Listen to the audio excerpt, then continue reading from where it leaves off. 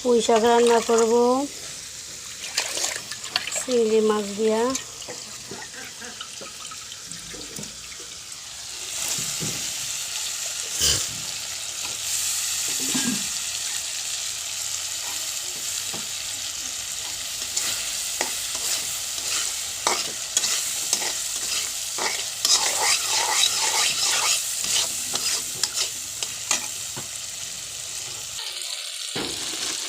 এই তো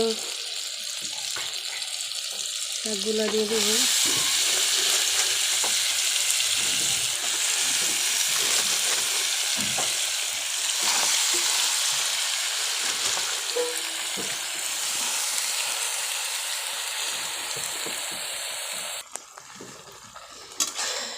এই তো শাকগুলো সিদ্ধ হয়ে যাচ্ছে।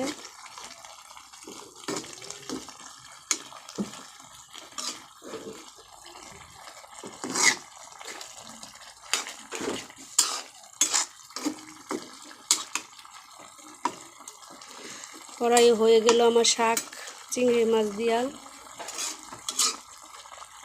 রান্না করলাম পুঁই শাক।